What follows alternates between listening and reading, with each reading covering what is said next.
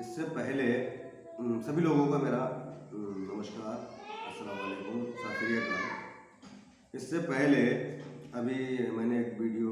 Facebook पे डाला था, रुपया मूल्य का मापक या शोषण का साधन, जो आचार्य घनश्याम वर्मा और डॉक्टर देवेंद्र बनारा जी द्वारा लिखित पुस्तक से तथ्यों के आधार पर मैंने ये बात रखी थी। और फिर भी तथ्यों के आधार पर मैं कुछ आगे आपको जानकारी देना चाहता हूँ। ब्रिटिश शासन द्वारा भारत की लाखों टन सोने की लूटपाट कैसे की गई, लाखों टन सोना कैसे लूटा गया, ये बात समझना बहुत ज़रूरी है। क्योंकि 1933 में ब्रिटिश सरकार द्वारा पेपर करेंसी एक्ट लाया गया, क्योंकि जो एक मोहर 15 रुपया थे, यानी एक मोहर सोने की बनस्पत 15 रुपया, तो ये गोल्ड स्टैंडर्ड भारत के रुपए का था, जो दुनिया में इसी गोल्ड स्टैंडर्ड के दम पे डंका बज रहा था। इसी गोल्ड स्टैंडर्ड के दम पे भारत सोने की चिड़िया थी। इस सोने की चिड़िया को किस तरीके से लूटा गया, किस तरीके से इसका शोषण किया गया, ये बात समझने की है। ब्रिटिश हुकूमत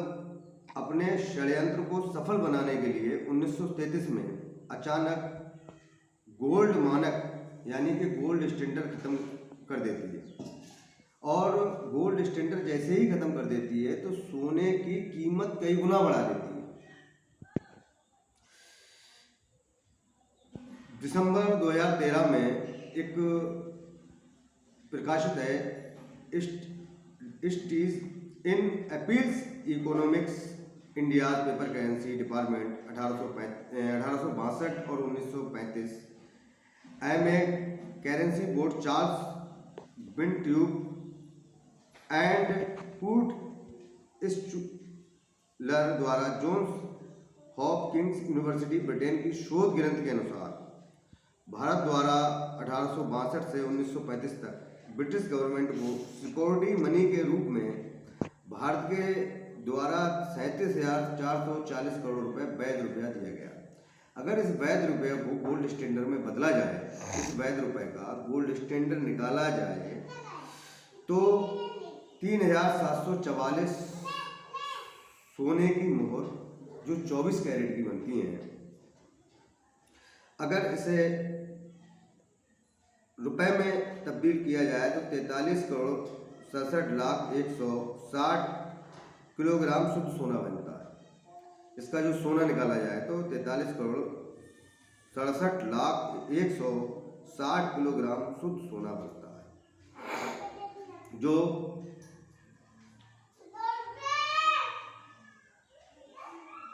इतना सोना भारत का 1935 में पेपर करेंसी एक्ट लाकर अंग्रेजों ने हिंदुस्तान के लोगों को कागज थमा दिया और ये सारा सोना लूटकर इंग्लैंड ले गए। उसके बाद जब अंग्रेज़ों को भगाने का टाइम आया तो सुभाष चंद्र बोस द्वारा आज़ाद हिंद फौज बनाकर और देश को किस तरीके से डेवलपमेंट किया जाए, देश का किस तरीके से विकास किया जाए, देश का किस तरीके से देश को देश बनाया जाए और किस तरीके से बैंकिंग प्रणाली लाई जाए, इस पर टोटल काम सुभाष चंद्र बोस ने किया। और उन्होंने आज़ाद हिंद फौज के दम पर और अपने संघर्ष और मेहनत के दम पर भारत में, मैं आपको किताब से कुछ पेज दिखाना चाहता हूँ, जो कि हो सकता है आपको मेरी बात पे यकीन ना हो। तो इसमें आज़ाद हिंद फौज ने किस तरीके से, ये देखिए, नेताजी सुभाष चंद्र बोस ने भारत में बैंकिंग प्रणाली चालू की थी, जो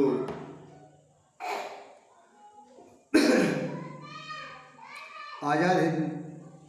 बैंक नाम से शुरू की गई थी, जिसमें गोल्ड स्टैंडर्ड रखा गया था। और आज भी आज़ाद हिंद फौज का जो रुपया है वो चलन में है और वो आज तक किसी सरकार में दम नहीं थी जो बंद कर पाए। बहरहाल जो धोखाधड़ी की गई, जो उनके साथ षड्यंत्र किया गया, जो विदेशी ताकतें थीं, उन्होंने किस तरीके से ये सिस्टम तोड़ा, ये तो बड़ा शोध का विषय है।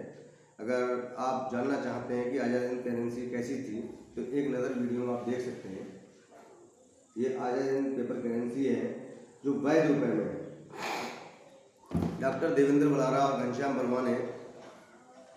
कई बार आरटीआई में ये पूछा था कि आज़ाद हिंद रुपया चलन में है और वो कहाँ है, इस तरीके के एक सवाल किए गए थे, जो कि आरबीआई ने स्पष्ट कहा कि इसकी हमें जानकारी नहीं है। या तो ये चीज़ छिपाई जा रही है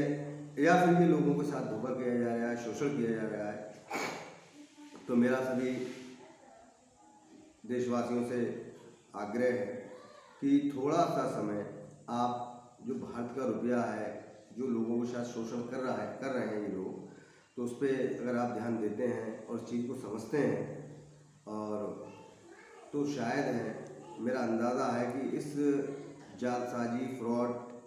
और धोखाधड़ी को जो रॉकचाइल्ड द्वारा बैंकिंग प्रणाली अपनाई गई है, जो सिर्फ ब्याज में